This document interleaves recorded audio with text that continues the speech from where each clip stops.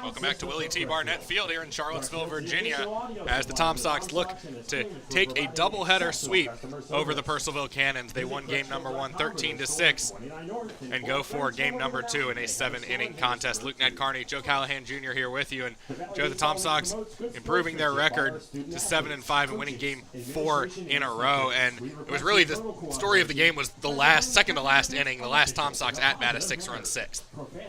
Offensive explosion. And there's nothing really to describe it other than once this win streak got started and we blew the doors off from the plate, we didn't get to that strong stint from the plate all season until this win streak started. And the other story was the Cannons had the same amount of errors than they did runs batted in, and we said during the broadcast last game, it's just you cannot have that and try to have success in the Valley League, or any league rather. Purcellville lineup for game number 2 looks like this. Mikey Brenton, the second baseman, will lead things off. Justin Akal will play short and bat second as he did in game number 1. Bear Madliak is the designated hitter. He bats third. Ryan Guida, who was the DH in game 1, moves over to first base. He will bat cleanup. Jose Aquino, the right fielder, is batting fifth. Batting sixth, Braden Kesey in left. Center fielder Jack Connolly moves over from left to center for game number 2. He will bat seventh. And Jose Torres, the catcher, bats eighth. Wyatt Miles is the third baseman for the Cannons. He bats ninth, and on the hill is Jarvis Evans Jr., a Georgia commit, as the Tom Sox will counter with a lineup that looks like this. Trey Younger in center field, Garrett Spikes in right, and Cole Wagner at first base will be the first 3 hitters for the Tom Sox. John Newton, one of the heroes from Friday's win against Harrisonburg with a 2-run homer in the 8th inning. He's the left fielder. He bats cleanup. Hunter Toplansky will bat fifth. He's at short. Batting sixth, the designated hitter Kyle Joy, and Nick Erickson will catch and bat seventh.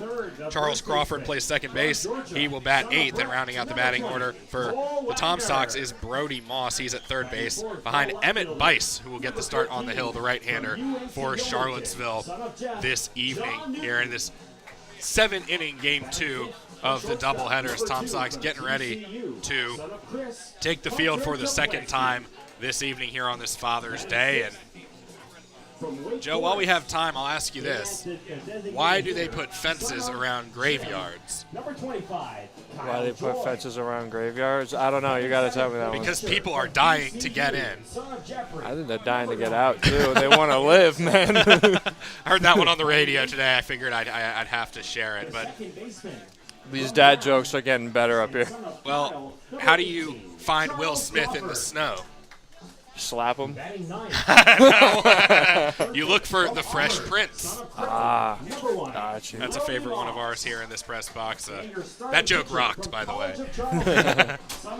Umpires having a meeting I should say, I almost said midfield. This is baseball, not football, at home plate.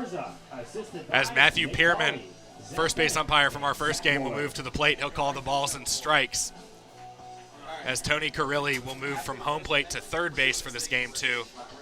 And Lance Helps will be our first base umpire here this evening as the Tom Sox hit the field, still in those green versus navy blue uniforms with the green sleeves and numbers. Both teams in the same uniforms they wore for game number 1. Purcellville will be in the all burgundy with the white pinstripes and the white numbers. As the Tom Sox defensive alignment looks like this. Left to right in the outfield, John Newton, Trey Younger, Garrett Spikes.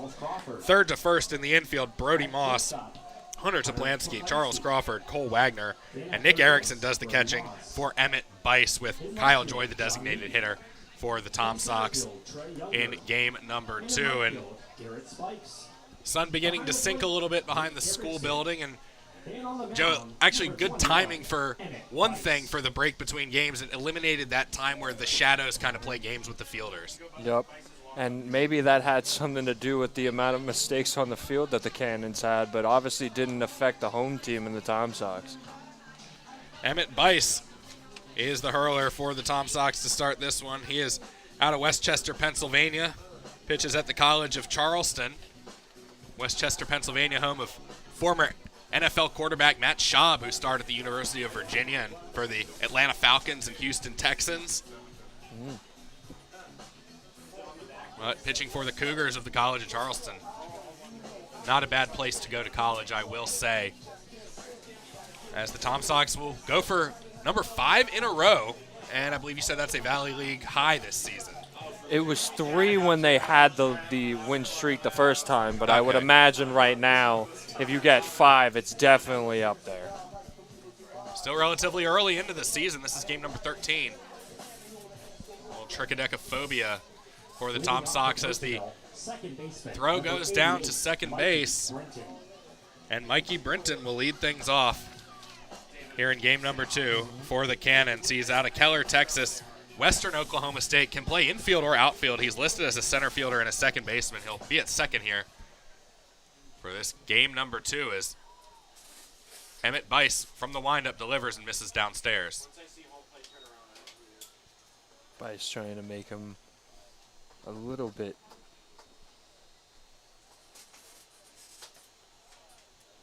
Misses inside 2-0. Tom Sox 13-6 winners in game number 1. And a good portion of the crowd has remained here at Willie T. Barnett Field as that one again misses inside and goes off the mid of the catcher Erickson. Looks like it doinked off his head, too. At least his helmet. Good job behind the plate in the first game by Satchel Norman, and he'll get this game off as a 4-pitch walk to Brinton to start the game, and not what you want if you're the Tom Sox. As Justin Akal, who had a good game in the first game, he was 4 for 5, and he will get the bat here with a runner on. Yeah, good game from the mound from the Tom Sox, and good game from the plate from Akal, but the errors in the field from him grew. A couple of errors that led to a couple of Tom Sox runs, including one in that pivotal 6th inning as he takes upstairs. It's 5 straight balls to open up for Emmett Bice. A call out of Frederick Community College. And that one stays upstairs as well. Bice struggling with his command a bit. Bice just has to find the strike zone. First batter went low. Now he's trying to attack high, but not finding the zone. The 2-0, that one misses upstairs and away. Bice is moving a little bit fast. I don't know if that's affecting his throw, but he's still yet to throw a strike after 7 pitches. He looks over. The 3-0, that one is upstairs again, and 8 pitches, 2 walks for the Tom Sox, and we're going to have time called, and I think this will be pitching coach Zach Woolard out for an early conversation, as well as Erickson, the catcher, strolling to the mound. And now first and second for the Cannons, who, other than that second inning in the first game, haven't had a great offensive showing today, but threatening early. Yeah, and the one thing that we said before the broadcast about this game now is I was interested in how they were going to play the starting pitcher, whether or not they were going to keep him out there and treat him as a starter or just another reliever. And it looks like if he's pitching like this, they might have to negate that entire philosophy and just take him out early. So Woolard strolls back to the dugout. 2 on, nobody out here in top of inning number 1 for Purcellville.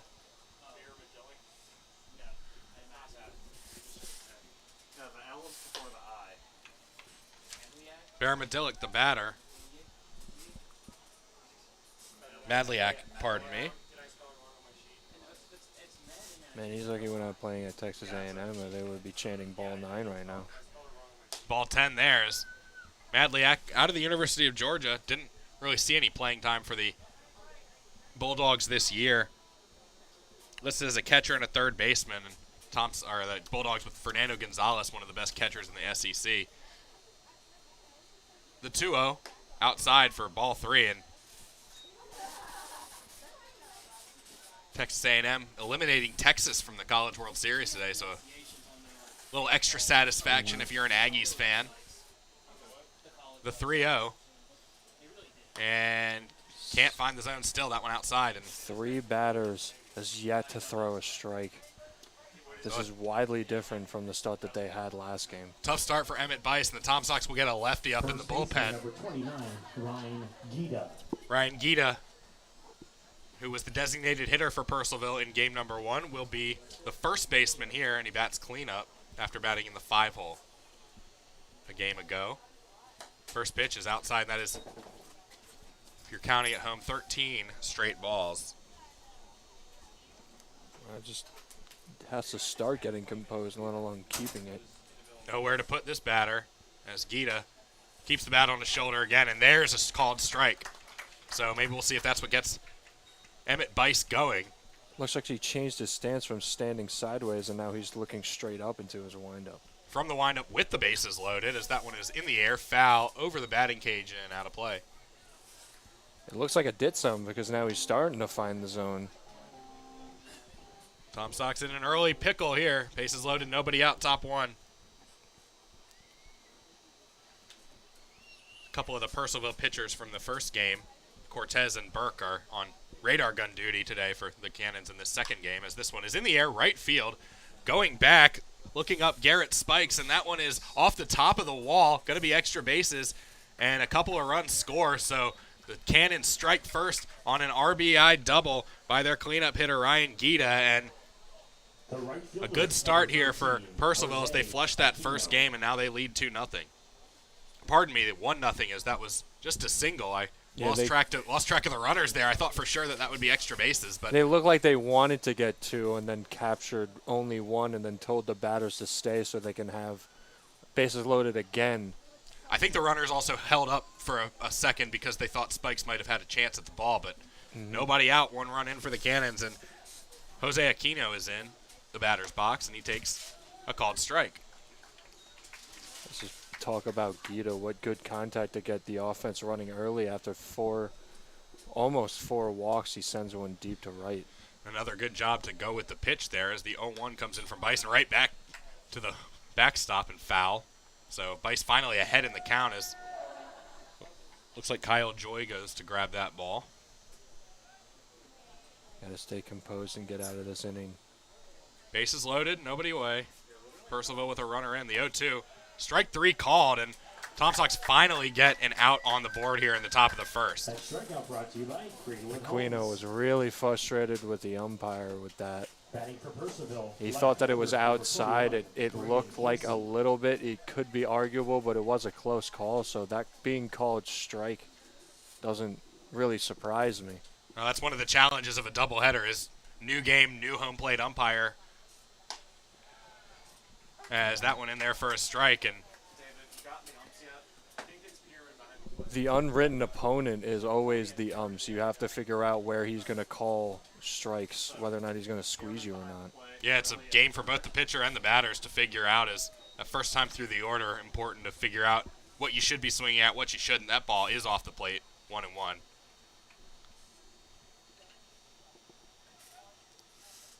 Bice from the windup delivers outside. Now behind in the count again. Tom Sox behind on the scoreboard. It's 1-0. Looks like the difference between Bice in the beginning when he wasn't throwing strikes to now is he's taking his time. Before he was going really fast. That one is on the ground to first base. Gloved to second for 1. The relay is in time. 3-6-1. Cole Wagner to Hunter Toplansky to Emmett Bice covering, and the Tom Sox get out of the inning with minimal damage. How about that? It's 1-0 as the Cannons get an RBI single from Ryan Gita, and the Tom Sox will be coming to the plate when we come back. This is Tom Sox Baseball.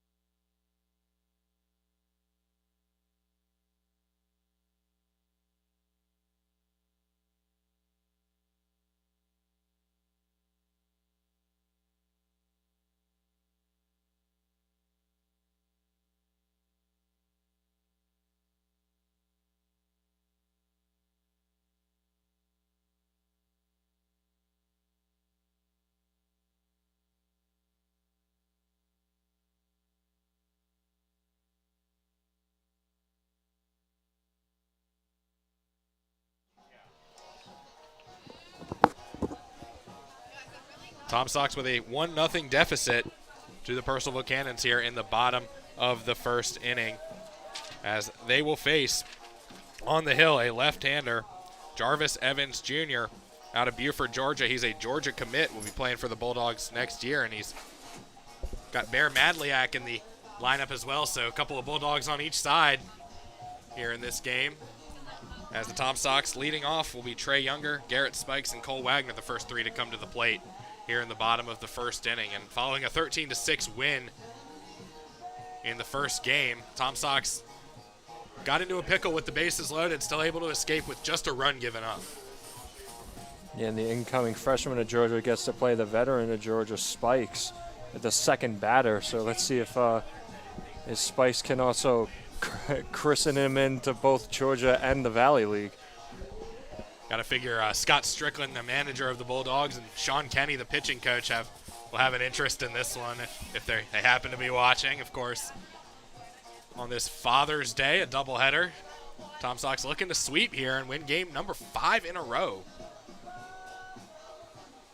And with the game that we just saw, with the Tom Sox and the Cannons going back and forth, one run in the first after loading the bases off of 3 straight walks doesn't really scare you that much when you think of how back and forth that these teams have been. Yeah, and I got to believe that the final score of this game's not going to be 1-0, like you possibly suggested between games, because we've had so many high-scoring games, but I think it's going to take more than one run to win this game. Mm-hmm. Certainly will for the Tom Sox as they trail here for their first at-bat, and Trey Younger will start things off out of Wofford College.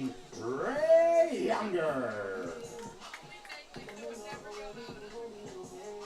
Wearing number 17 for the Tom Sox, Younger been one of the team's better bats this year.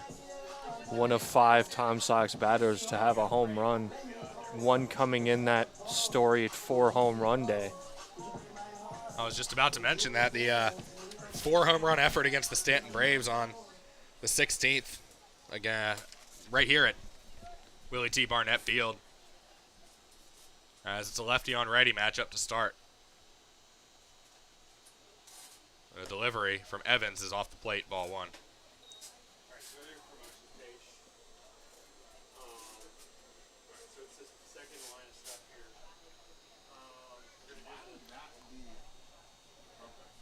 Tom Sox are at Waynesboro on Tuesday following an off day tomorrow.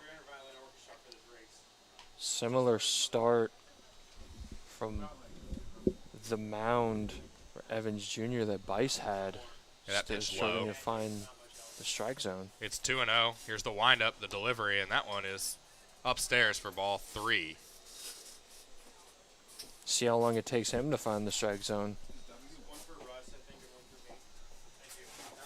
We'll see if it takes 14 pitches like it took Emmett Bice. 3-0. Taking all the way, called a strike. Get me over fastball there. And I think maybe later in the game you see a green light there for somebody like Trey Younger. But not this early. Evans winds, delivers. That one over the outer half, strike 2. And Younger thought he was going to first. And he taps his chest, is like, yep, they got me there. Yep. Shares a laugh with Matthew Pierman behind the plate. Payoff pitch. Nobody on as that one fouled out of play. Good contact to fight that off. Another thing that the Tom Sox have done really well in these last 4 games is fight off full counts. Even if you don't have the timing down of fastballs, off speeds, they're able to foul them off to keep the at-bat going. Another 3-2. Catcher sets up inside. Evans fires, and that one is upstairs for a ball. They appeal to see if he swung, and there's no swing. Took the first base umpire a second to realize he was being called upon, but all the same, it's a leadoff base runner for Charlottesville, and that'll bring up Garrett Spikes. Georgia versus Georgia matchup. Lefty on lefty as well, with Cole Wagner on deck too, and Garrett Spikes did not play in the first game, so this is his first at-bat of the evening.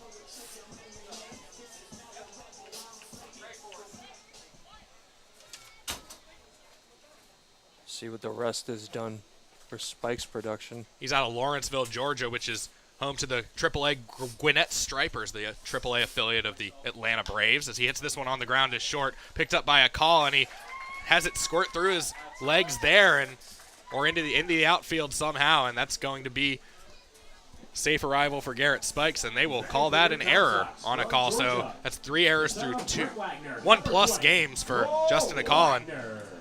Man. Well, this game starting out similarly to the first game with teams throwing haymakers. Yeah, it's again another haymaker and also another mistake from the Cannons. Again, they should have went back and made that a point of emphasis coming in to the dugout.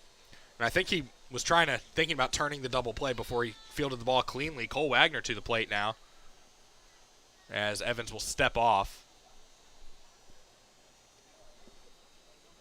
Back-to-back Georgia versus Georgia matchups.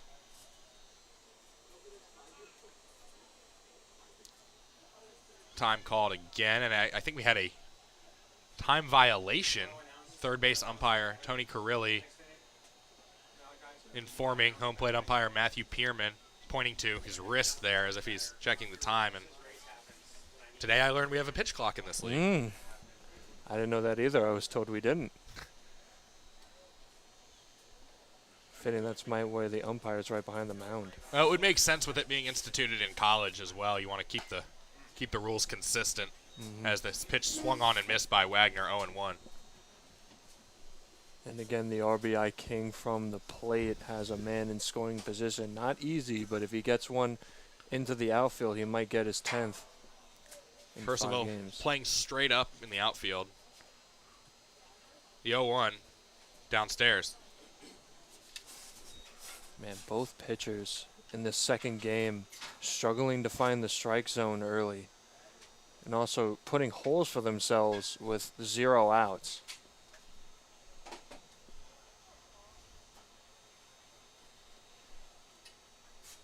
One. Look back to second. Now Younger dances off the bag. Nobody's holding him on. As Wagner can't catch up to that fastball, it's 1-2. Just didn't have the timing down. And another thing that's descriptive of how the first game went in the back-to-back nature was so similar teams having so similar situations for themselves. The 1-2. Younger dances back there again. Evans delivers that one outside and skips away from the catcher. And unable to come up with it cleanly as Jose Torres, and both runners will advance. So now 2 in scoring position with nobody out for the Tom Sox. And this is not the guy, even with 2 strikes, this is not the guy you want this situation with 2 men in scoring position and 0 outs. So if Cole puts this one in play, very likely chance the Tom Sox even the score. He faces a 2-2 count. All he has to do is put contact on it at all, and he probably scores a run. Evans wearing vibrant red cleats to go with his red glove. Pitches, and this one is in the air, right center field. Aquino is going to call it. He'll make the grab.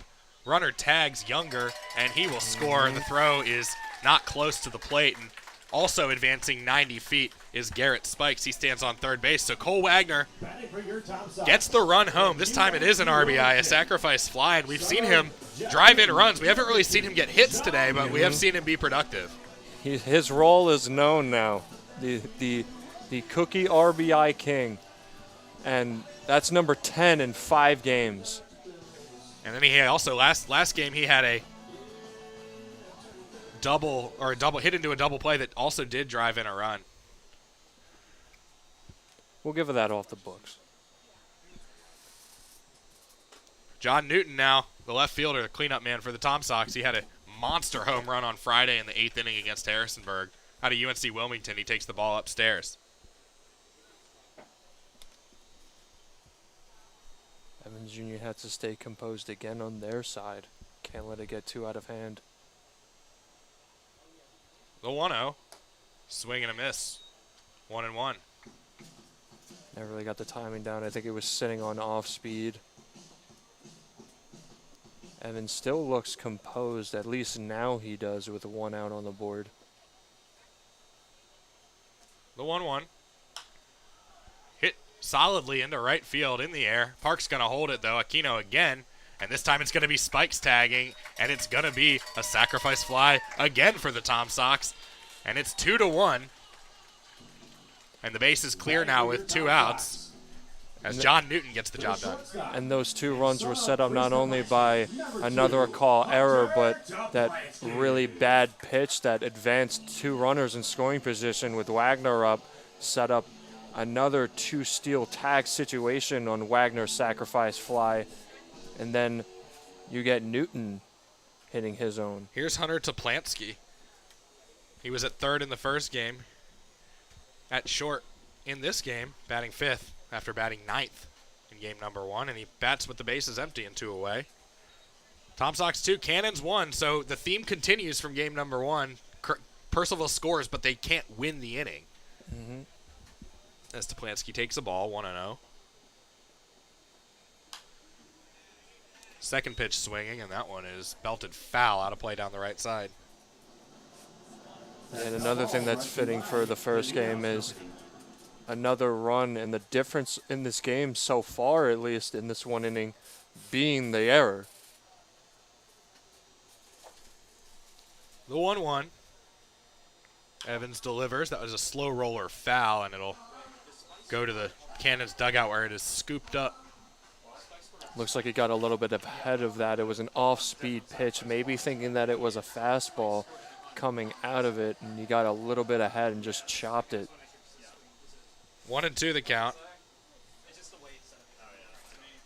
The delivery right down Broadway for a called third strike, and before it was even signaled, the catcher, Torres, jumps back up and runs to the dugout. And so a good bounce back there by Evans, but he does surrender a couple of runs on sacrifice flies. Good job by the Tom Sox to get the runners home, and they lead 2-1 going into the second. This is Tom Sox baseball.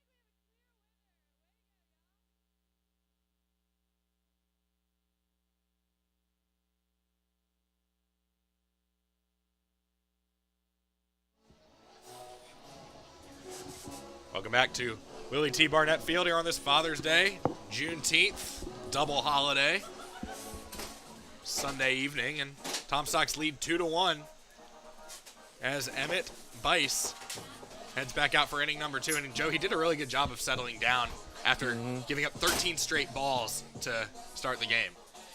Yep, and it looks like my question in the beginning of the game has been answered. They are going to, at least for now, treat him like the starting pitcher and keep him in for an extra inning. And he really stayed composed. That's the one thing I want to see from this team is the offensive explosion now staying composed even when it doesn't happen, especially from the mound. Now, next up to bat for Purcellville, number 22, Jack Connolly. Jack Connolly will lead things off. Out of the University of Oklahoma, native of Marietta, Georgia. He played left in the first game. He's playing center here in game number 2, and that pitch called a strike. So a good start here for Emmett Bice. And it looks like, again, he's starting to slow down his windup. Before, when he started, it was so quick. The 0-1, this one is slow roller on the ground to third, gobbled up by Brody Moss. 120 feet across the diamond, every bit of it required for the out as the throw is in time. What a great throw. And then just as I say that he's slowing down, he starts another fast in-between pitches, but a great play by Moss to get the out. Brody Moss out of Auburn, making his first appearance today. as that ball fouled back by Jose Torres, the catcher. 0-1. Another one down the third base line. What composure Bice has after the inning. He almost The 0-1. gave up a lot. Check swing, and yes, he went around. Strike 2. They've also stayed consistent with the check swings. Another quick pitch. That one upstairs for a ball.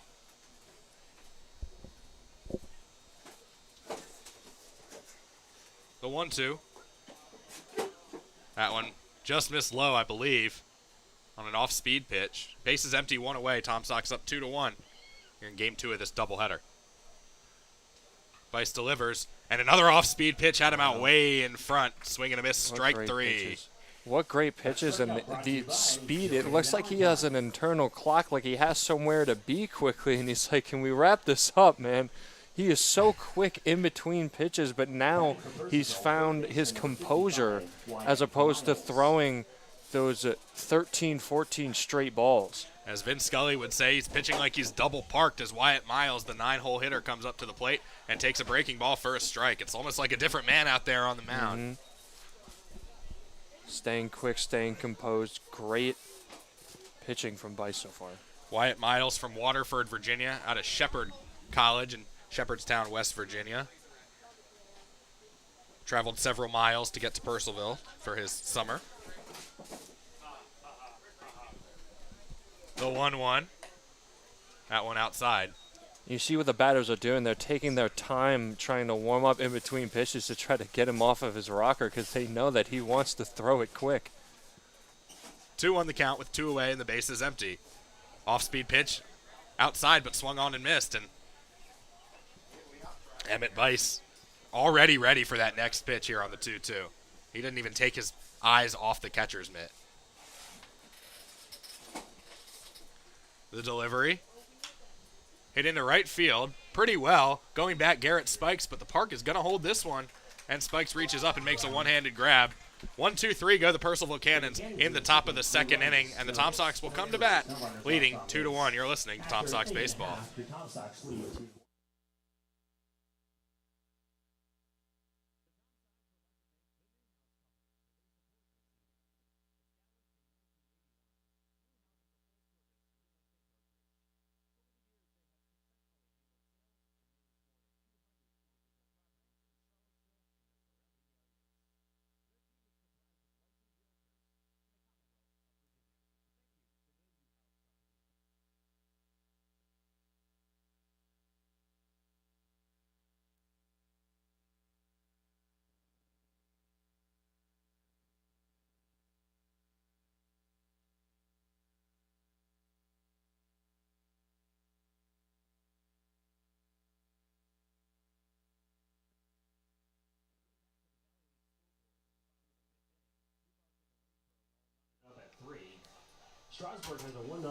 Tom Sox 2, Cannons 1 here in game number 2. Tom Sox 13-6 winners in the first game, looking to sweep this doubleheader here. Luke Ned Carney from North Carolina, Joe Callahan from New Jersey, bringing you this one. And we saw Bice have a totally different inning than he had the first time. Let's see if Evans Jr. is going to have the same. Trying to stick his composure, because Bice looked like as we said, he looked like a complete different pitcher in the second. Yeah, he settled in nicely after that opening flurry of walks, and I think it was, even though he gave up a run, it was almost like that's what reset him, you know? He's like, all right, now I have the pressure off of me. We know that it's going to be a back and forth game because we're such even teams with even bullpens and even offenses, and now I'm going to get my composure from here, and I'm going to stay in the game, and there's a future. Here comes Kyle Joy, the DH. Got the first game off, and he will come in for his first at-bat of the evening. Plays at Wake Forest University from the great city of Winston-Salem, North Carolina, but his hometown is Pebble Beach, California, which if you're a golf fan, I'm sure you're familiar with that city. And wildly far travel from not only where he goes to college, but where he's playing right now. Yeah, Wake Forest about a 3-hour, 15-minute drive down Route 29 and across I-40 as Matthew Pierman, the home plate umpire, is having I think a three-way conversation with third base umpire Tony Carrilli and somebody on the Purcellville bench, and now we are, I think, ready to go. As I thought it was yelling at a fan. we are something happening out there that was distracting to the players possibly. And now Evans ready to go. Jarvis Evans, the Georgia commit, misses low. Maybe the frustration from the first game and how this is going so far is bullying over, because he's still jawing at someone. The 1-0. Joy misses up top. Or I should say the pitch misses up top to Joy, 2-0. Evans still looks like he's struggling to find the strike zone, so wildly different games from Bison Evans Jr.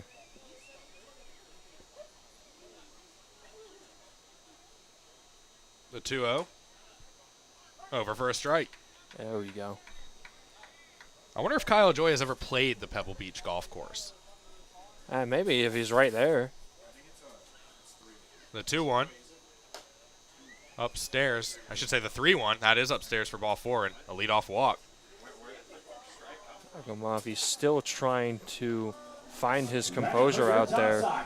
Maybe the runs sort of got him because it was in a different fashion than Bice's, because they actually got contact off of him, but he's still yet to find composure from the mound yet. Nick Erickson is the next hitter for the Tom Sox. He's doing the catching here in game number 2. VCU product. Teammate of Logan Amos, who played right field for the Tom Sox in game number 1. With nobody out and a runner on first, pitch misses downstairs. You want the ball chance out here, still struggling right now.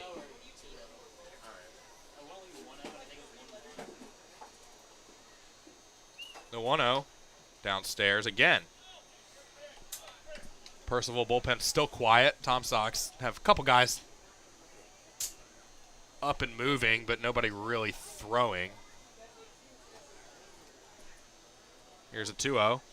Fourth coming from Jarvis Evans Jr. with that bright red glove. This one is hit high in the air, right field, curving toward the foul line, and it's actually going to stay in fair territory and be caught by the right fielder Aquino. So good job there to get over and make that play. And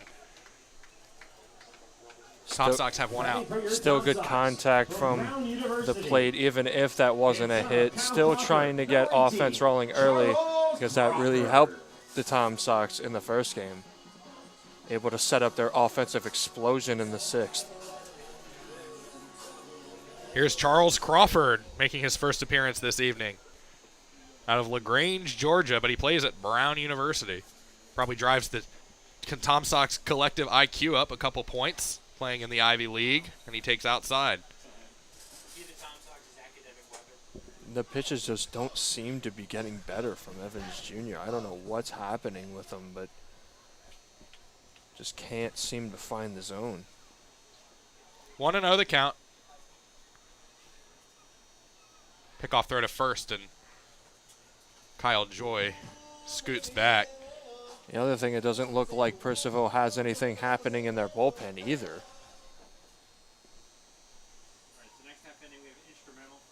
2-1 the score. Tom Sox ahead. One out here in the bottom of the 2nd. Evans fires upstairs for a ball. Lefty on lefty matchup here, and there's another lefty on deck, and Brody Moss, as Tom Sox look to turn their lineup over. Still a good crowd here at Willie T. Barnett Field, courtesy of Carter Bank and Trust. Free admission for all fans. 2-0, and that pitch over the outside corner for a strike. Not putting himself in the best situation right now, and if you're the Tom Sox, you might just tell him not to swing until he gives you a reason not to. 2-1 the count. And another swing and a miss, or the first swing and the miss of this at bat. Count now even at 2-2. Starting to get his composure now. Let's see if it continues.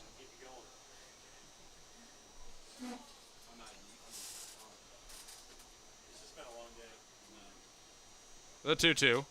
That is foul tipped and just unable to hold on is the catcher Jose Torres, and we'll do it again.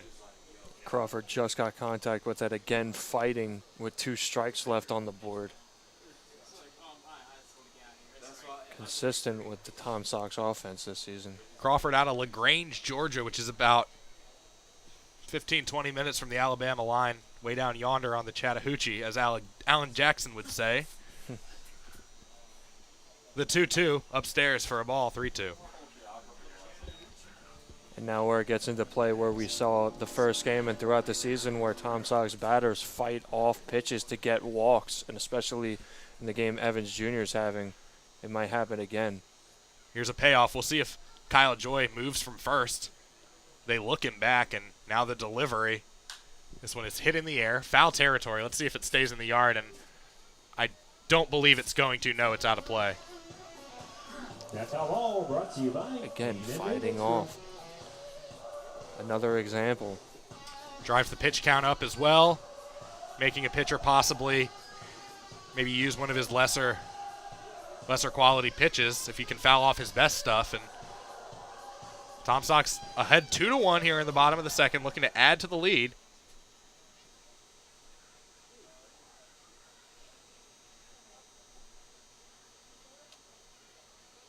The payoff with 1 out.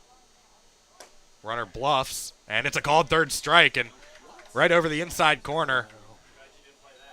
And probably a good thing the runner didn't go there, because that had all the makings of a strike him out, throw him out, double play. So it'll be Brody Moss. That ball was another pitch where it kind of looked like an arguable strike or ball. It was a little bit low. Again, it's close, though. Yeah, and with 2 strikes, I mean, if it's close, that's something you learn in Little League.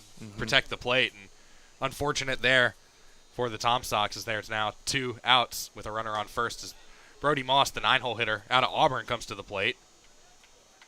Another one of those guys didn't make the travel roster for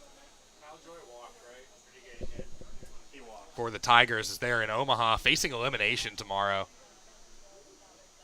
They'll take on Stanford in an afternoon game, 2 o'clock Eastern. That pitch called a strike over the middle, and quickly it's 0-2. Wow, and it looks like that strikeout got Evans Jr.'s composure up, because now from the bad start that he had, he's getting his job done.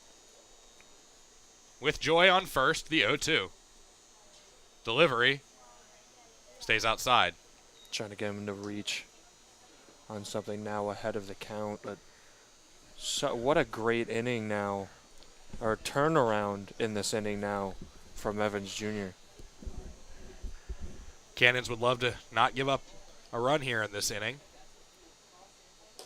Tom Sox scored in every inning in the first game except for the third, that pitch upstairs, including that 6-run sixth. 2-2 the count. And they take over that momentum into the first inning of this game and now have the lead.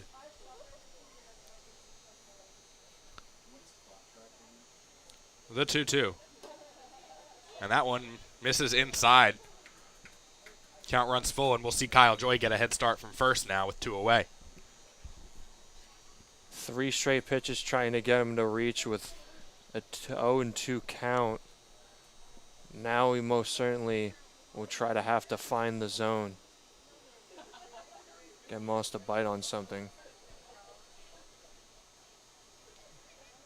The 3-2.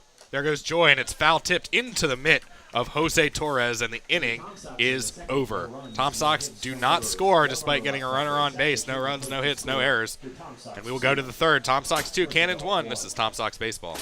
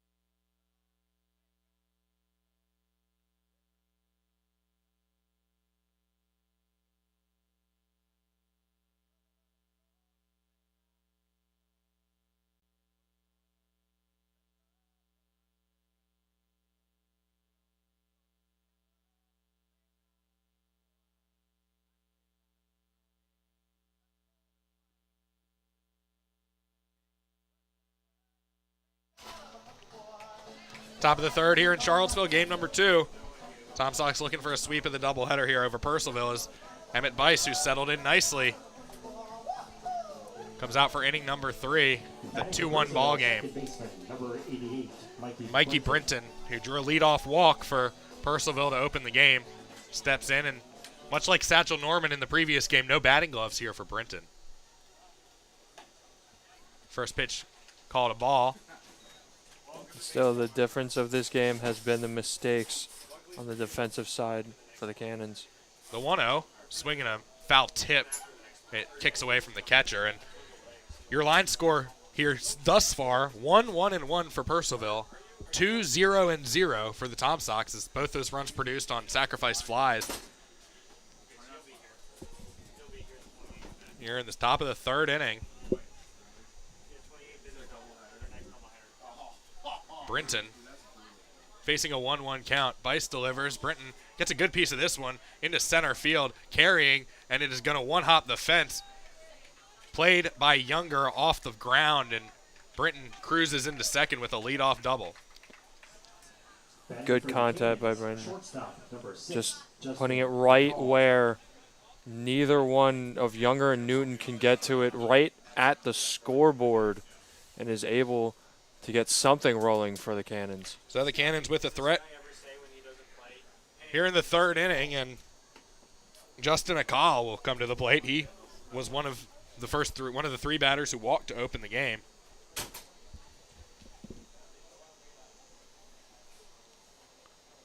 That one is upstairs for a ball. And Akal needs to find a way to get redemption for himself from the errors of both games, as he had one in the start of this one. So if he ever came in as a pitcher, would it be a call to the bullpen? The 1-0 outside, 2-0. I don't have a response for that. It is Father's Bice Day. is pitching too quick. That is true. Bice working very quickly. And now he actually, now that you mentioned it, he pauses a little bit longer here before this pitch as he's fallen behind the batter. Now the 2-0, and that's a good comeback there. Induces a swing and miss on a pitch low and away. And again, consistent from the umpire's perspective on check swings, as he definitely did go past the midline. And no appeal necessary on that one. 2-1. Runner on second, nobody out. 2-1 Tom Sox in front. Top of the third. That pitch called a strike at the letters. As the batter, Akal, turns back to his dugout and was like, help me out here. He's arguing with him. He steps out of the box. Time called. They're discussing something. It doesn't look aggressive, so it's not like he's going to get tossed. But yeah, I think I may have only seen one ejection. Maybe that I haven't even seen one. I can't remember. In my time covering the Valley League, very, very rare that takes place, as that one is on the ground left side with eyes. Wow. Diving stop by the shortstop Toplansky. The runner is caught in between second and third. Brody Moss comes up and gets the tag on the runner, Brinton. So that erases the lead runner.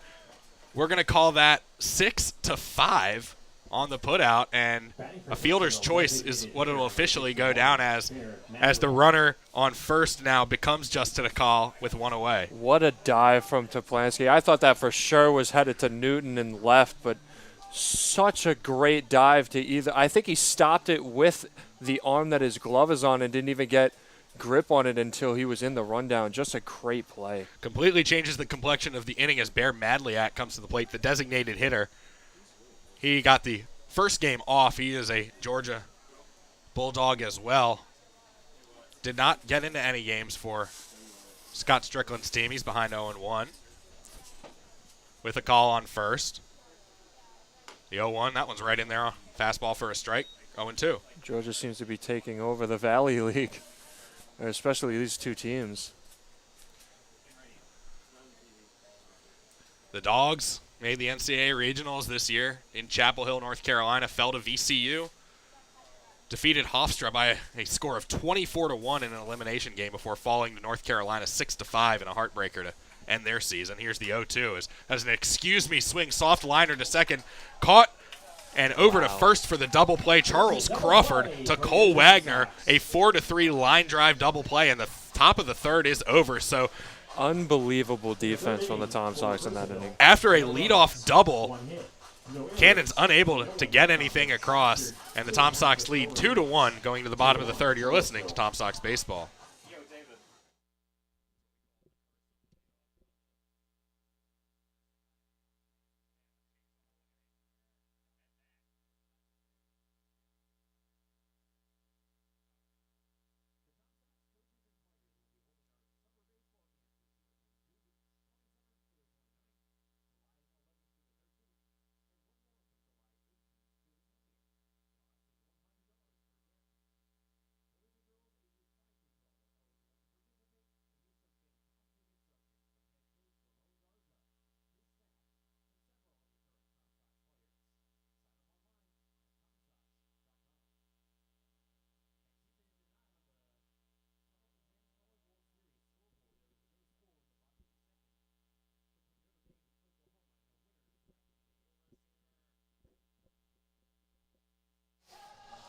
Tom Sox 2, Cannons 1 here at Willie T. Barnett Field, and back out is Jarvis Evans Jr. So, Joe, I think we have an answer to your question officially over how the teams were going to approach this game from the mound. Yeah, and it's interesting, really interesting of how they play these doubleheaders. Obviously, this is the first doubleheader of the Tom Sox season, so we got to see how these teams play with the mound in this situation, and they save their pitchers to now keep them as the starting pitcher for a few innings, and especially of how the composure changed from the start of the innings of these both pitchers to now both Bice and Evans Jr. now staying composed and not giving up runs since that first inning. Second time through the order for the Tom Sox, leading off is Trey Younger. He walked to start, and we'll see how much of a leash they give to Evans here the second time through the lineup. That pitch fouled out of play over the Tom Sox bullpen. 0-1. And right now the Tom Sox have yet to get a hit against Evans Jr. and just the walks and the errors have led into. And yet they lead it 2-1 here in the bottom of the third. A couple of sacrifice flies in the first inning for the Tom Sox. That one upstairs for ball one. It just looks like from the first to third, wildly different pitchers. 1-1 the count, the windup, the left-handed delivery, and that one is in the air, right field, tailing toward the line. Aquino is over, and he glides into foul territory, crosses the line, and makes the grab. And he gets a dap from one of the Tom Sox bullpen pitchers for an effort well done. Sportsmanship at its finest. Garrett Spikes now digs in with one away and nobody on base. Maybe they're college teammates. I don't really think so. I just think he's being a nice guy from the bullpen. Lefty on lefty matchup. Garrett Spikes for the second time tonight. Of course, UGA's mascot named Spike as well, so it fits. It works for his family.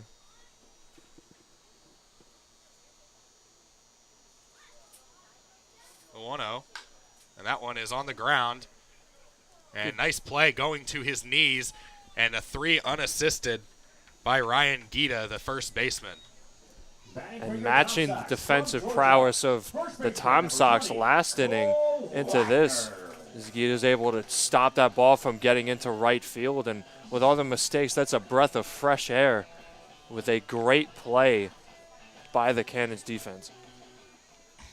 Purcellville looking to hold Charlottesville scoreless for 2 consecutive innings for the first time this evening, spanning the games. Here's Cole Wagner, another lefty on lefty, Georgia on Georgia matchup. That pitch low and outside. You got Wagner with the red shin guard on his right leg, and Evans with the red glove and cleats. The 1-0.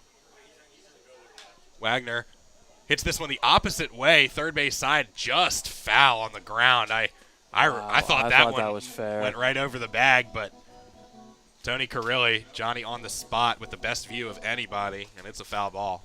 Probably just went foul right before the bag, but I thought that was definitely fair. Obviously, he has a better vantage point, as you mentioned. The 1-1. This one is off the fists, softly in the air to second base, and coming up and making the grab is Mikey Britton. So 1, 2, 3 go the Tom Sox here in the bottom of the third, and it's 2-1 heading into the fourth. We'll be back right after this. It's the Tom Sox Network.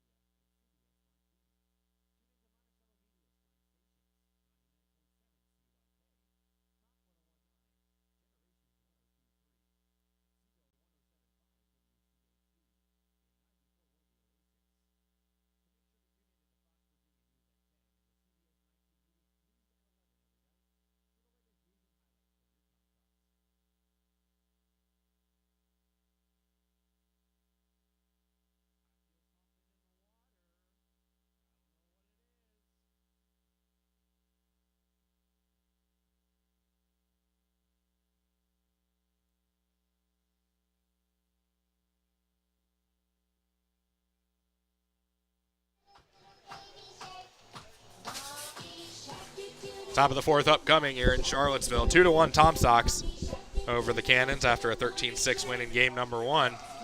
And Emmett Bice heads back out there. After that first inning, he settled in very nicely, a pair of 1, 2, 3 innings in the second and third, and clinging to a 1-run lead. The Tom Sox right-hander will face 4, 5, and 6 for the Cannons here in the fourth inning. Yeah, I don't know if you can hear it in the background, but hopefully the song Baby Shark gets Bice some motivation to keep this going. The best motivational song in the business. Gerardo Parra, if you're out there. Of course, he made that one famous with the Washington Nationals in the 2019 World Series run. The first pitch chopped foul into the Purcellville dugout. It looks like it might have done something. Ryan Gita has the only RBI for Purcellville today. He had a single with the bases loaded that made it all the way to the wall, but it was almost caught by Garrett Spikes, so the runners had to hold as the second pitch called a strike. 0-2. Bice now ready, winds up again and delivers, and this one is in the air softly, center field, coming on and diving and making the grab. Wow. Just wow. What a Just catch. Wow. This is getting ridiculous at this point. Trey Younger with a web gem. The defense has just been so great the last 2 innings. First by Toplansky, then now you had Crawford then, and then you have now Younger with a diving catch. It's just so good, and from the difference between teams with the errors that the Cannons had, just great. And Gita, if you remember in the bottom of the inning, robbed one of the Tom Sox hitters of a hit in his own position at first base. So he robs someone and gets robbed, as the next batter is Aquino, and he swings and misses at the first pitch. So some good fielding from both teams here over the last couple innings. And if you're the Cannons, you like to see that because you had 6 errors in the first game. The 0-1 from Bice upstairs. Bice continues to be so quick in between pitches. Maybe it's just his style. 1-1. This one is on the ground, up the middle, behind the bag. The shortstop Toplansky fields, throws, and in time, 2 away. Again, another one, and almost made a bad hop off of the bag, but Toplansky's able to stay composed and get that over to first. So it'll be the left fielder, Braden Kesey, up to the plate. What a day from the defensive side from the Tom Sox in the second half of the doubleheader. First pitch is off the fist. This one's up the middle. This one hits the ground again, and again it's Toplansky, almost the exact same play. Wow. And he throws him out at first. So a couple of 6-3 outs finish up the top of the fourth. And going into the bottom half, it's 2-1 Tom Sox. You're listening to Tom Sox Baseball.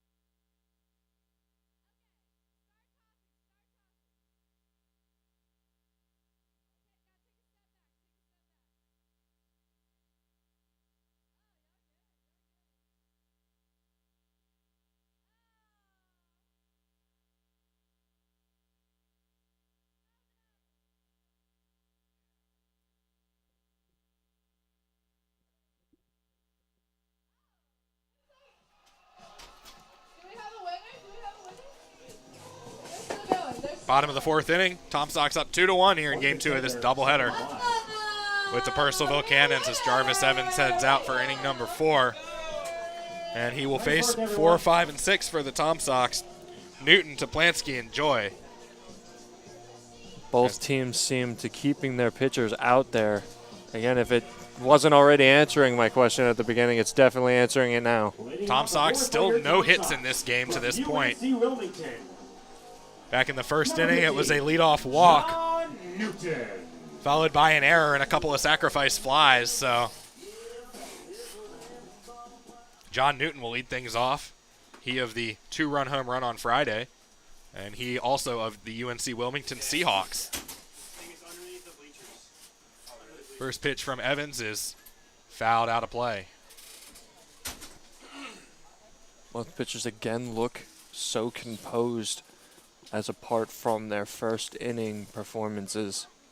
You mentioned during the break that with as much of the bullpens as each team used in the first game, they might be trying to get as much out of their starters as possible, as that one's swung on and foul-tipped into the mitt of Jose Torres. Which is interesting because whether or not they were saving Evans and Bice for the second game to last this long. 0-2 the count. Wind-up delivery, and a heater right by him, swing and a miss, strike 3, and that's out number 1 here in the 4th. And the complete opposite from the start that he had in the beginning of the game, where he walked 3 straight batters, now 3 pitches, 3 straight strikes, and he got him out of there. Hunter Toplansky digs in from the right side. He is a switch hitter, one of the few. And as I scan the roster, he is the only switch hitter on the Tom Sox. One of the few in the Valley League, I should say, is that one up and in for a ball.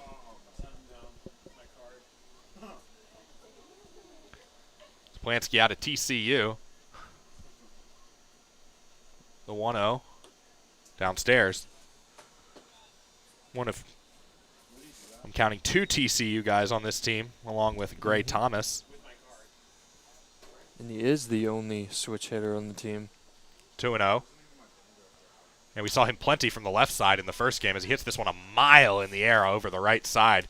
Coming over is Brinton, the second baseman, and he travels into short right field and makes the catch, 2 away.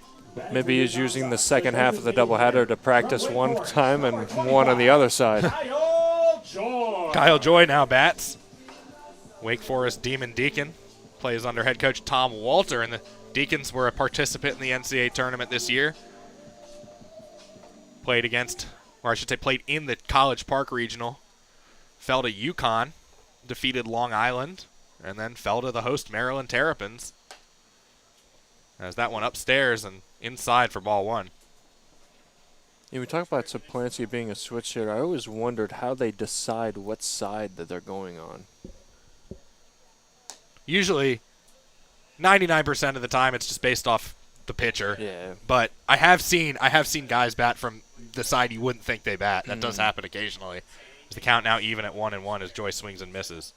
Evans, now he's also working quickly, misses outside. Maybe he's trying to learn something from Bice. Purcellville bullpen is quiet as that one is upstairs for ball 3.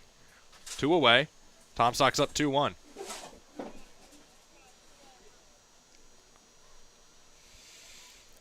Still staying mostly composed. The 3-1. Swing and a miss, and count goes full.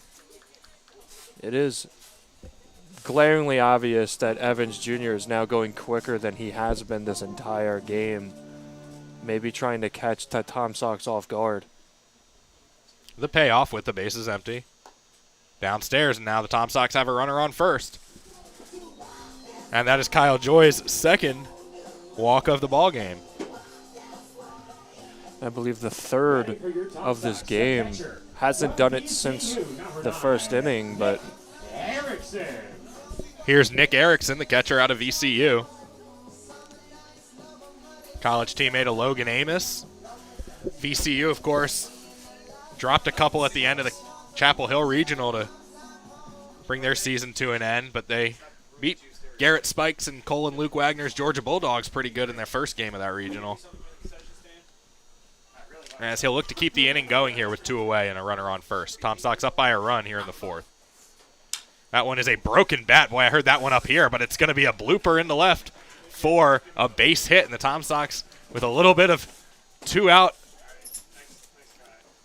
offense here. Good contact on that. The broken bat might have actually helped him if it was a broken bat because it put it in such a nice spot in between a call and Kessie. Or Kesey. And Tom Sox, there are a couple of Tom Sox players in the dugout checking the handle, and yeah, I think that bat is done. As that is the first hit of the ball game for the Tom Sox. Mm-hmm. Put it right in the spot too, so the broken bat might have helped him. That'll bring up second baseman Charles Crawford, who had a nice double play back in the 3rd. That one outside. As Evans takes a stroll. Now the momentum has shifted totally towards the Tom Sox with the defensive plays and the offensive production now. That you might go on a run, but 2 outs doesn't give you so much confidence in that. The 1-0. We'll look back to second. Delivery, and over the outside corner for a strike. Good pitch. Still close to the outside, but they stay consistent in calling outside close 1 strikes. 1-1 the count. And a foul tip into the mitt of Torres. 1-2. You're trying to get the timing. Crawford out of Brown. If Crawford can put something into the outfield, then most certainly will drive in another run and get another insurance policy for the late game or mid-game offense for the Tom Sox. 7-inning game here in the doubleheader. Tom Sox won the first one, 13-6. The 1-2. And that one is foul tipped again into the mitt of Torres, and that'll do it for the bottom of the 4th. So the Tom Sox put a couple guys on, get their first hit of the ball game, but unable to bring anybody across as the score remains 2-1. We go to the 5th. You're listening to Tom Sox Baseball.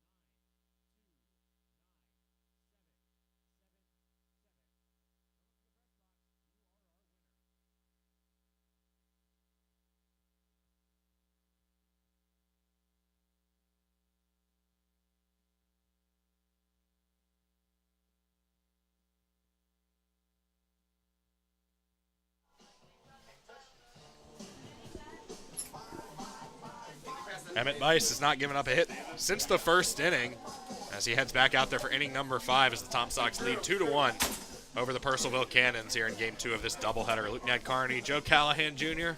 been with you the whole way here on this Father's Day, and Tom Sox looking to sweep this one as they looking ahead to the schedule next week.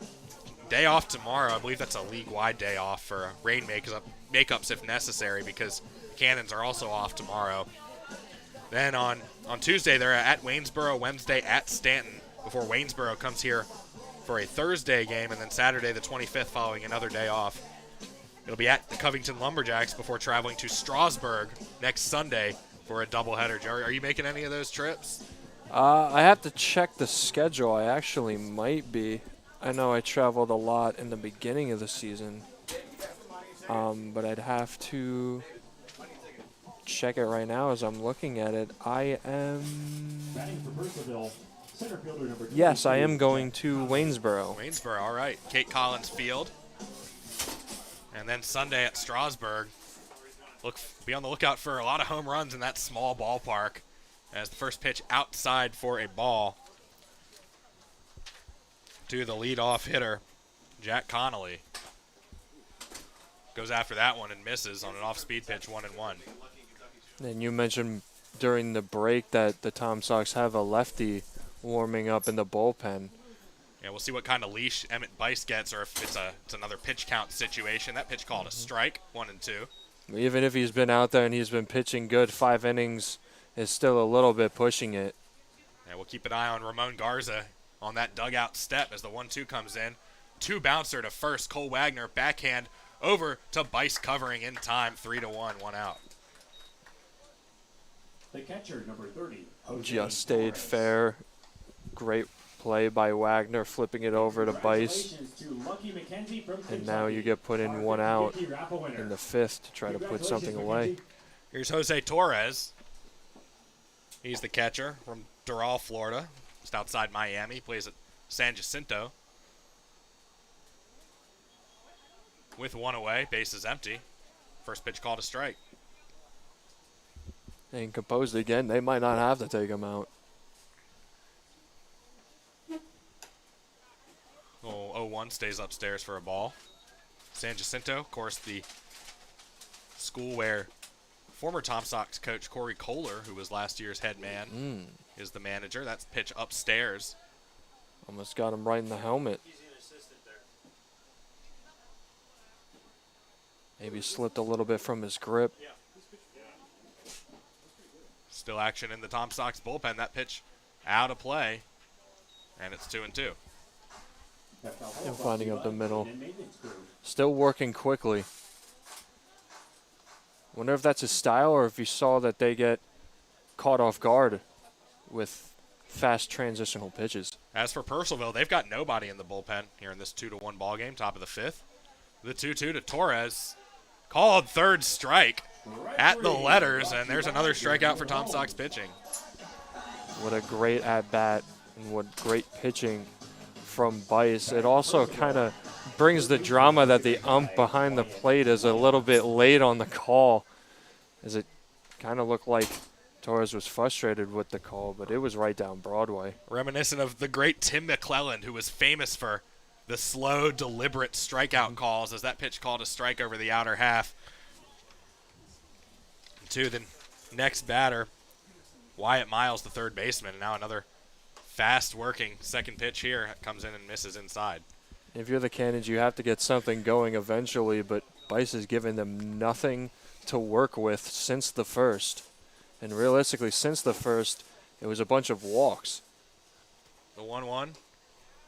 That pitch misses inside. And on the other hand, in Major League umpires, you used to have Jim Joyce, who would scream strike so loud that the next state over could hear. The 2-1. That one called a strike, 2-2. He gave live updates to the stadiums in the state over. Just to keep them in the notice. I can still hear him just yelling, strike. One of my favorite umpires, Jim Joyce. The 2-2 is in the air over the left side of the infield. The shortstop, Toplansky, doesn't know where it is, and it's going to drop. Runner getting to second. Toplansky lost that one in the lights. He never had it.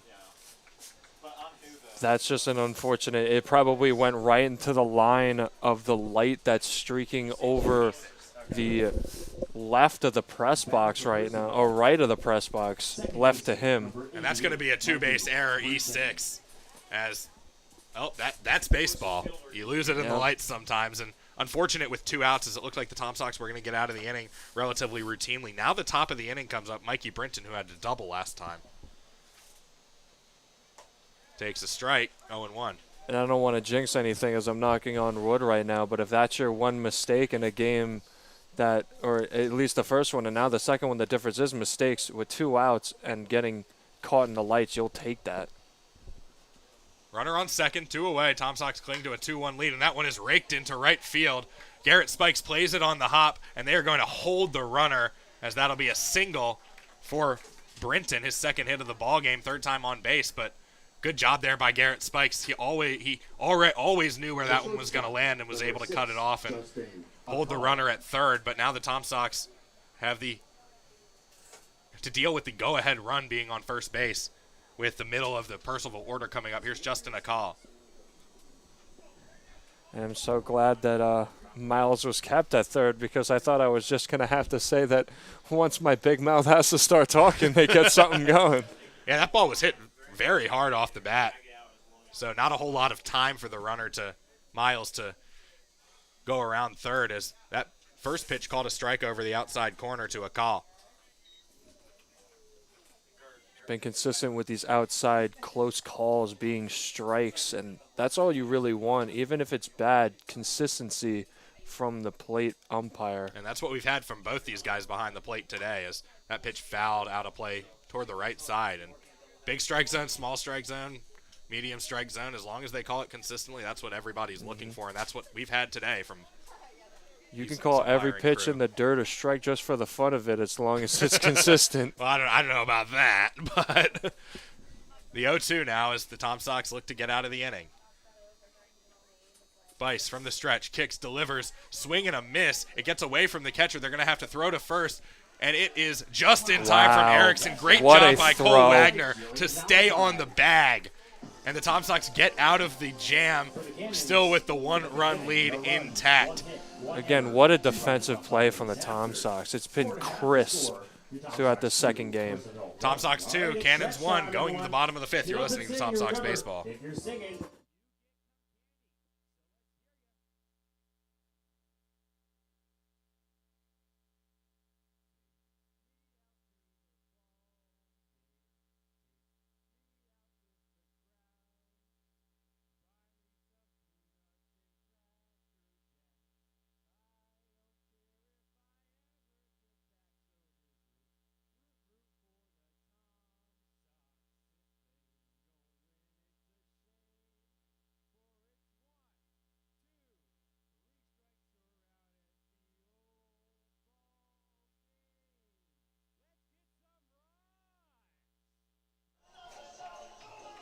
Our second fifth inning stretch of the day Vocal lessons only. commences as Taking Out to the Ball Game just played and sung by today's PA announcer, David Argo. Shout out.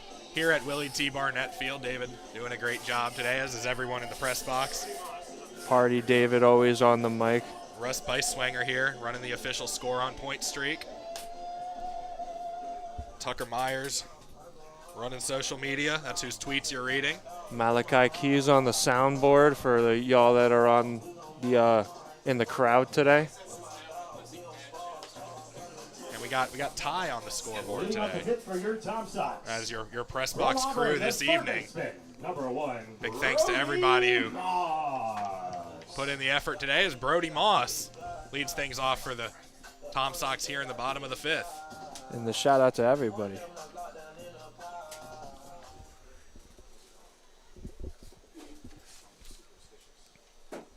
Brody Moss, his first time at the plate was a swinging strikeout victim. He plays at Auburn. His brother Randy played football for the Vikings. No, I'm just kidding. His other brother's a horse racing analyst for NBC. And he takes a strike. Yeah, speaking of, I'll wait until the next pitch. Hold on. The 0-1 from Evans, who remains in the ball game. Nice looking curveball, strike two. Sorry, Evans took a quick transition a la Bice, but I was going to say, speaking of social media, they're getting the dad jokes out here. That's good. On there. Good. We hope we've given you your fill here on the broadcast. I might have one or two more before this game's out. That pitch low and away. If not, you can go on the Twitter and find some more from Tucker. 1-2 to Moss, lefty on lefty matchup. Breaking ball called, third strike, and on Father's Day, it's a visit from Uncle Charlie, and there's one away. That might have been a inconsistent call right there. It looked a little bit low to me. Maybe the catcher got in the way of that, but it looked a little bit low. So that little look over to the umpire was kind of merited. One away, and now the top of the order for the Tom Sox is that's Moss's second strikeout of the game. Trey Younger swings and misses at the first pitch, 0-1.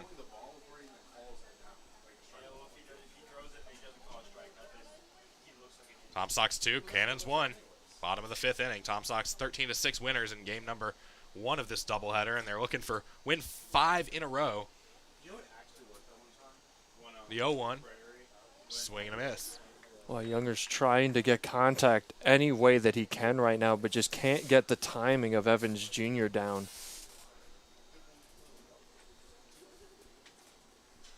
So obviously, only one guy has a hit, and it's Erickson. The 0-2. Strike 3 called again as the breaking ball dips in there at the letters for strike 3, and that is out number 2 here very quickly in the bottom of the 5th. All the scoring to this point has happened in the first inning. The Tom Sox answered a run by the Cannons with 2 sacrifice flies, and it's a 2-1 ball game with Garrett Spikes digging in for the 3rd time against Evans. He flew out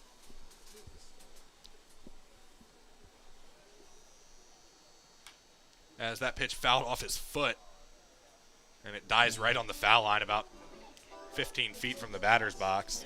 And neither team can really get anything going past the defenses, but what a turnaround from Evans to just have those two runs in the first, and then now, since then, having 4 strikeouts and only 1 more walk. Pardon me, Spikes reached on an error in the first inning. That's an E, not an F, as he checks his swing, did not go. 2-1. And he grounded out to first base, was robbed of a hit by nice play by the first baseman, Gita, his last time at the plate. 2-1. Jarvis Evans misses down low, and it's 3-1. Now a hitter's count to a good hitter with yet another on deck. And Tom Sox, as well as they played this game, they still only lead by a run. And again, if you want to talk about the name being mistakes again, that's still the difference in this game. The 3-1. Upstairs at the eyes for Garrett Spikes, and he takes first base for the first time tonight on a base on balls. As his college teammate, Cole Wagner, grabs his shin guard and tosses it back to the dugout, and he will step up to the plate. Number 20. Mr. RBI gets up with 2 outs, and pretty much it looks to me like the first situation in which he has a shot not to get an RBI. I mean, unless if he wants to dong one out of the park right now. Nobody up in the bullpen for either team right now. My mistake, and Tom Sox have a lefty. As that one is on the ground through the hole between first and second for a base hit, and Cole Wagner is aboard, and Garrett Spikes will chug to third base, and he'll make it safely, no throw. So the Tom Sox runners on the corners with 2 outs here in the bottom of the 5th. And even though that it's not an RBI, you will definitely take that from Cole Wagner, getting it into the outfield, up into right, and then advancing Spikes to now. If Newton is able to put contact on the ball and get it somewhere in the same space into the outfield, Spikes goes home, and you have another insurance policy for the 6th. Spikes got on base via the 2-out walk, and managers love to say things like, oh, those bases on balls, and I think the Purcellville coaching staff saying that right now as the Tom Sox threatening. First pitch swinging for Newton. This one is in the air. Short right field, curling toward the foul territory, and it is caught, I believe, going to the ground. Yes, he held on. Nice job by Jose Aquino, and boy, if it weren't for him, in both games, the Tom Sox would probably have a few more runs on the board. But as it stands, the Tom Sox strand 2, and we go to the 6th, the penultimate inning, 2-1. Tom Sox lead. This is Tom Sox baseball.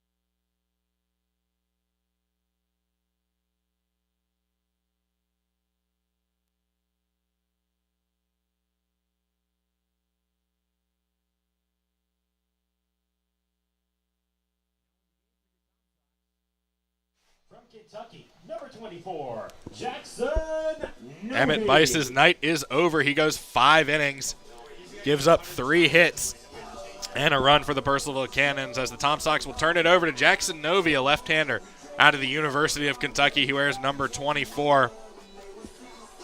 And he will look to preserve this 2-1 lead. We'll see what the Tom Sox do here if they plan to use him for 1 or 2 innings. But he's the first reliever off the bench in this game number 2 in relief of Emmett Bice, who after that first inning, Joe, settled in really nicely and pitched a great game. Yeah, and 5-6 innings is pushing it for him, but a really great showing. And now you get Jackson Novy with 7 innings pitched and a 1.28 ERA. So another consistent guy from the bullpen comes back out from Kentucky. I actually interviewed him for the first week of Tom Sox Weekly, and he said he was acclimating really well to the team, and now he gets to show why he's here in the first time the Tom Sox have Kentucky players. Novy's first delivery with the left hand. Fastball for a strike. And, yeah, you can check out that and many other features and interviews on Tom Sox TV on YouTube. Check the Facebook and Twitter channels as well. All that gets posted on there. Jackson Novy misses outside to catch Joe and several other talented presenters on Tom Sox TV with features all season long. We got a pitch downstairs, 2-1. Yeah, we got a great team and a even better team on the field. The 2-1 from Novy fouled back to the screen. And if I didn't scare you off from the broadcast and you still want to see stuff from me, that's where you can find me when I'm not broadcasting. But somebody in a home game will always be broadcasting in this seat. 2-2. 2-1 Tom Sox as Novy steps off the mound. And such a difference in pace between Bice and Novy because Novy takes his time. 2-2 from Novy. Fastball hit on the screws, but directly at the shortstop, Toplansky. One step to his right, and there's one away. Toplansky's having so much work sent his way in this game from the shortstop area, and he's taken every opportunity and made the most of it for himself, keeping the Cannons away from getting anything rolling. Ryan Gita steps up. He has the Cannons' only RBI, and got to be frustrating as a hitter when you make solid contact like that and you're ended up jogging back to the dugout as that pitch fouled out of play on a line to the right side, 0-1. Novy now ready again. Another line drive foul ball over the batting cage. And obviously you're not mad about being down by 1 before the last inning, but it's also because you know what happened the last time that you let the Tom Sox have an inning where they could score runs in insurance policies. The 0-2, Novy delivers that one upstairs. Tom Sox 2, Cannons 1. All the scoring in this game 2 here of the doubleheader was done in the first inning. Novy from the windup delivers. That one called third strike over the inside corner. Such a great pitch. And the solid pitching continues for Charlottesville here in the late innings of game number 2. For Purcellville, right fielder, number 13, Jose Aquino. Jose Aquino to the plate next. Right after his great catch in right field, has had a few at-bats today in both games where kind of questionable calls as he looks back to the ump. Nobody on, 2 away as that pitch, a check swing. Did he go? No appeal. Home plate umpire says, yes, you did. As in, and Aquino at least asking for the appeal. Yeah. But it's 0-1. And now steps off. And Aquino's wearing dark pants, as are all the Cannons. But if he wasn't, they'd probably be the dirtiest pants of the day because he's been all over the field for them on defense. The 0-1 foul tip into the mitt of Nick Erickson. Strike 2. Aquino's also the arguer of the team, as he's taken a little bit of a jog or like a little trot down the third base line. I think his third base coach might call time and have a conference with him, as Purcellville now has a guy up warming in the bullpen. It looks like he might have pulled something or strained something in his back. He's moving very gingerly. It looks like he may be hurt. He started to walk up the third base line towards the third base coach, and then that's when the time came, and then he started to walk back to the dugout. And I wonder if that's something from the catch he made, because he fell to the ground relatively hard. He lost it. It wasn't a diving catch, but he kind of lost his footing as he made the grab and fell to his backside. And we'll see if he decides to stick it out here with 2 strikes and 2 outs. And I'm not sure. They might have to send up a pinch hitter. It looks like they have another coach out of the dugout trying to assess whether or not he wants to come in, as Novi's taking some practice pitches, but it does look like something in the lower back has been strained, and now they look like they're sending out a pinch hitter. So that'll be tough for this pinch hitter to assume a 0-2 count. And there are 3 Purcellville batters, including Aquino, with helmets. Now Aquino's going to be kind of half assisted back to the dugout. You hope he's going to be okay, and will be able to get back to action as soon as he possibly can. But for Purcellville, they're going to have to send up a pinch hitter to assume the 0-2 count. As you mentioned, Joe, good awareness there by Novi, knowing that he's going to have to wait for a few minutes.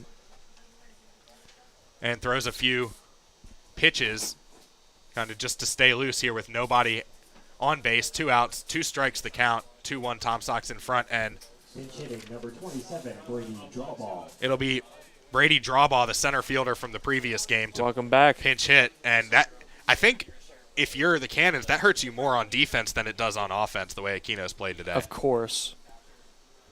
That's obviously where it's going to hurt. So Novi kicks, fires, and the first pitch is downstairs. I should say the first pitch to Drawball, the third pitch of this at-bat. As the 1-2. Now Novi kicks, fires, and a swing and a miss, strike 3 on an off-speed pitch. So the Tom Sox get the Cannons to go down 1-2-3, and you just hope for the health of Jose Aquino, who's played fantastic in right field today. 2-1 Tom Sox. We go to the bottom of the 6th. You're listening to Tom Sox Baseball.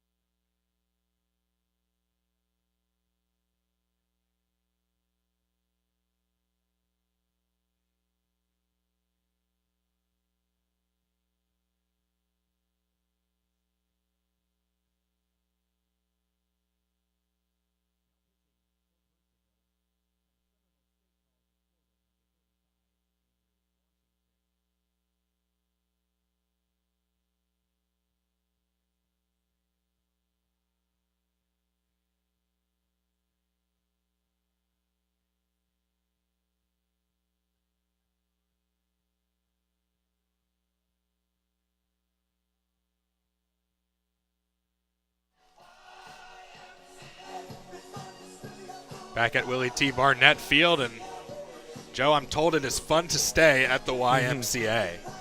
Can you confirm or deny this? I haven't been there yet. I just asked them what the rates were, but I have been to YMCA's in my history, and also we were talking in the first game. I don't know if we were talking on the broadcast, but during a break we were talking about how I was a Yankee fan and their storied 7th inning stretch with their dancing field crew. Oh yeah, So- that was live and on air. I remember that conversation. Yeah. As we have, I was just gonna say if the YMCA is as fun as their film crew makes it out to be, then it's definitely worth it.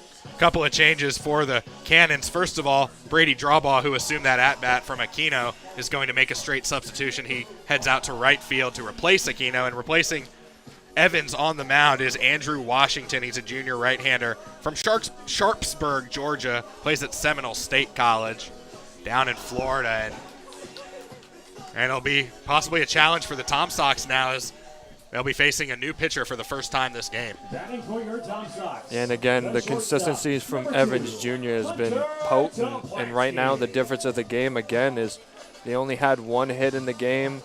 The only thing that decides between the two is that mistake by a call in the first inning that, set up the sacrifice flies, and now that's the 2 runs that we have on the board.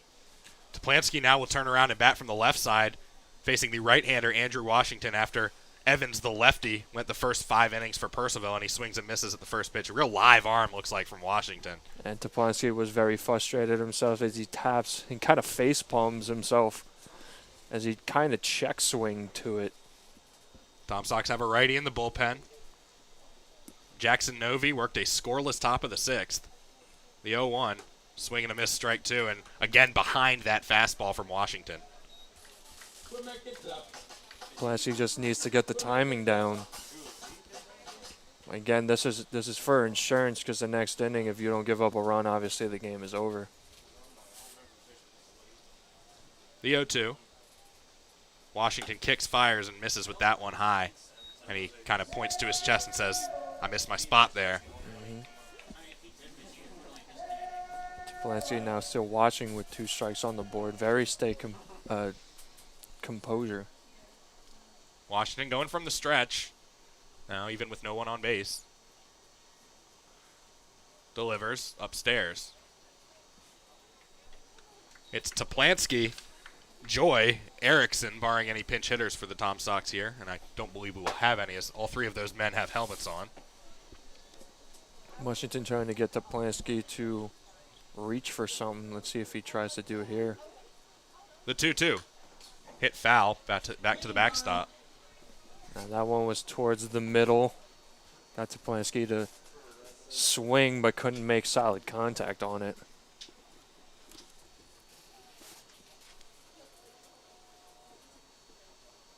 Two to 1, Tom Sox in front, bottom of the 2nd. Hasn't been any scoring since the first inning. In contrast to the 13-6 game in the first one. It's that one upstairs, and Washington has now run the count full from 0-2. Discipline of Toplansky to let this count get to full, and obviously fouling out the 1 pitch after the first 2. That was a strike. Time called now. Toplansky steps out. Tom Sox have the day off tomorrow and then travel to Waynesboro and Stanton for games on Tuesday and Wednesday respectively, and then we'll be back home against the Waynesboro Generals on Thursday. The 3-2. Swing and a miss, strike 3, and a good response there by Washington. He blows the heater right by Hunter Toplansky for out number 1. And that's the first time in a while where I haven't seen at least 1 foul ball in a full count situation from the Tom Sox. They've been so consistent in fighting off those pitches in that situation to get on base and walk. It's been so potent, and that's sort of the first one that I can bring to mind in a while. Kyle Joy steps in. He has not put the ball in play yet, but he's been on base twice. He's got a couple of walks as this one is in the air. Foul behind us, out of play.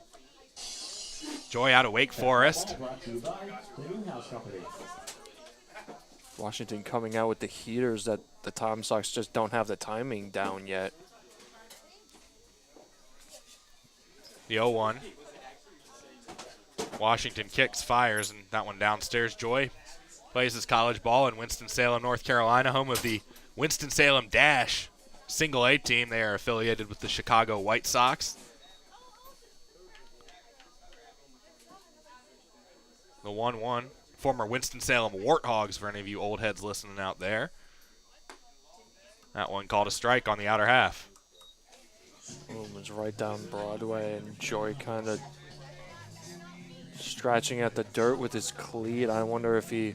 I think he was fooled there. I think he might have been expecting something else. The 1-2. That's Kyle Joy. Waves the bat a couple times, and that called third strike over the outer half. And, I mean, we're deep enough into this game that the batters should know that that's going to be called a strike. And another one where Joyce kind of had a little comment to Erickson. Yeah, he gives a piece of advice to his catcher, Erickson. And Erickson would probably know the strike zone as good as anybody in this game because he's been working behind the plate. And he had a single his last at-bat, which is actually the Tom Sox first hit of the game. Tom Sox only have 2 hits so far, and it was a broken bat. So the bat he used will never be used again. Mm-hmm. As a good start here to this inning for Andrew Washington. He misses, though, with the first pitch, 0-1. Or, excuse me, 1-0. Throwing straight heaters that they just can't get, contact on because they don't have the timing down yet. That's why you recruit these guys. The 1-0. Fastball, outer half, fouled off. 1-1. Again, starting to get it now, but just still too late on the swings. Trey Younger, the on-deck batter, as the Tom Sox will. Pardon me, that's Charles Crawford. Thought we were further ahead in the order than we actually were. Charles Crawford on deck, if it gets to that, the 1-1. This one is in the air, a mile high, and catcher Torres gives it a look, but it sails over the backstop. Still looking to fight off the counts or try to get at least some contact on it. He's getting closer, though, because that is closer to getting into play, but still out of the ballpark. Cannon's outfield shading him to the right. At least the center fielder is. There's a big gap at left center for Erickson, who faces a 1-2 count. And he hits this one directly to deep center field, going back, track, and on the lip of the wall. Reaching up and making the grab is Jack Connolly, so he was in the exact right position. And the Tom Sox go 1-2-3 in the bottom of the sixth. Good job by Andrew Washington of the Cannons to give his team a chance. And now we'll see if Purcellville can scratch across a run in the top of the seventh. This is Tom Sox Baseball.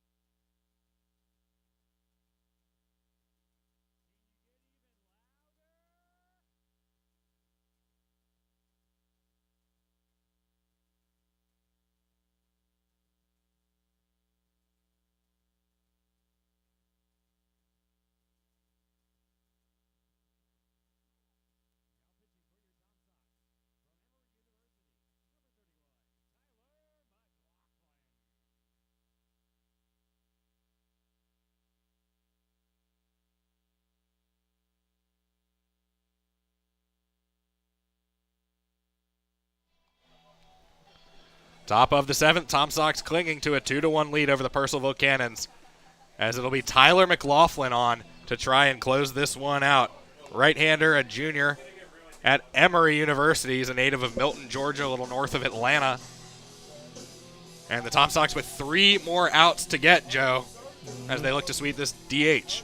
Yeah, we mentioned in the break and last game that he was warming up in the bullpen but didn't see the field, and now we actually get a shot to see him close out this game with only being up 1 run and not being able to put any insurance on it since they scored the first 2 sacrifice flies in the first. 6, 7, and 8 due up for the Cannons, and we'll see if they decide to do anything with the offense here, make any substitutions, but at least to start, they're going to go with Braden Kesey, the left fielder, who is 0 for 2 today. He's hit a couple on the ground. One was a 3-6-1 double play. The other was a ground out to short, as that pitch, check swing, no, he did not go, says first base umpire Lance Heltz. And it's 1-0. David, we got attendance yet? Good call. I don't think he went. 1-0 in their first strike. And the key here is just keep people off the base paths. Can you go extra with the attendance? Tell them it's cumulative game 1 and game 2 attendance. The 1-1 from Mclaughlin. That one downstairs. 1300. Cool. Also listed as a first baseman is Tyler Mclaughlin, and he steams that one in there over the inner half. Strike 2. Staying composed up there from the bullpen. Consistency on both sides and both bullpens and both defenses. Working quickly now, the 2-2 outside, ball 3, and you do not want a leadoff walk if you're the Tom Sox. Especially with only being up 1, it's going to make it hard for the Cannons to get something going. The 3-2, swing and a miss, strike 3 on a four-seamer. And how about Mclaughlin dialing it up there for out number 1? What a pitch. Again, we saw last inning where they couldn't get on any pitches from the Tom Sox perspective on offense. Now the Cannons are having the same problem with McLaughlin's pitches. We kept mentioning that Washington kept blowing it by him. That'll bring up Jack Connolly, the center fielder. In game number 1, he had a monster fly ball that just went foul down the right field line, so you have to be careful with this guy. First pitch from Mclaughlin almost hit him, misses inside. Standing a little bit hovered over the plate, so gotta be careful. The 1-0, swing and a miss, strike one, as there's that four-seamer again. You can see Connolly swinging for power right now. One swing would tie the game. It's 2-1 Tom Sox here in the top of the 7th. Final regulation inning here, game 2 of this doubleheader. The 1-1 is a little bit high, 2-1. On deck is the catcher Torres, and a swing and a miss, strike 2. McLaughlin working so quickly, but then also pitching so quickly too. Kind of matching the personality of it. He's already ready for the 2-2. He rocks, he fires, swing and a miss, strike 3. He put it right down the middle, and he's daring these guys to swing, and they just can't catch up. He's making quick work of it. We could be out here early if he's going to start pitching like that and keep it going to the last out. Here comes Jose Torres, the catcher. He's struck out twice, so gonna be tough to do it a third time. Nobody on, 2 outs. Time called as Mclaughlin, I think, was a little bit too quick even for the umpire there. Telling him to slow down. Mclaughlin delivers. Strike 1, swing and a miss. He's trying to get out right now. Rawlings glove in the press box. If this is yours, please come up and claim 0-1. Nobody on. Tom Sox up 2-1. Torres takes that one outside. Just throwing straight heat. Like he's paid to do it. And he wants to be. Now with NIL, now they can be. As the 1-1 is over the outer half. Strike 2. Tom Sox 1 strike away. Mclaughlin winds, fires, and that one is just off the plate. That is so close. And Tom Sox dugout with some looks on their faces like, oh man, we almost had that one. Here goes Mclaughlin, the 2-2. Swing and a miss, strike 3. And you can put Sox on both ends of this Father's Day doubleheader. The Tom Sox eke out a 2-1 victory in game number 2 to follow up a 13-6 win in game number 1. And Joe, Charlottesville has won 5 in a row. Just what a game from the offensive explosion of the first game to now the defensive prowess of the second. It was just such a good stream because the only reason why the Cannons had a run in the entire second game was because of the 3 walks from Bice in the beginning, and Bice stayed his composure throughout the next 4 innings coming in, and then now Mclaughlin able to put it away. Just a great game for the defensive side and great game for the first one from the offensive side. You got a mix of both. Emmett Bice the win. The loss goes to Jarvis Evans Jr. and the save to Tyler Mclaughlin, and we'll give Bice our player of the game as well for this second game. Of course. As the Tom Sox take a 2-1 win over the Purcellville Cannons and sweep a doubleheader 13-6 in the first game. As that's about all we've got for you. Tom Sox will return to action after an off day. They play Tuesday at Waynesboro, 7 o'clock first pitch. Off day for the Cannons tomorrow. They will be at Woodstock, 7 o'clock first pitch on the Tuesday the 21st as well. Well, Joe, any final thoughts before we sign off? The only thing I got to say is I'll see you guys in Waynesboro to try to get number 6. All right, Tom Sox win 13-6 in game 1 and 2-1 in game 2 and sweep this doubleheader from the Purcellville Cannons. For Joe Callahan Jr., I'm Luke Nadkarni, signing off on this Father's Day. Thank you all for tuning in. We'll talk to you next time. Have a good one.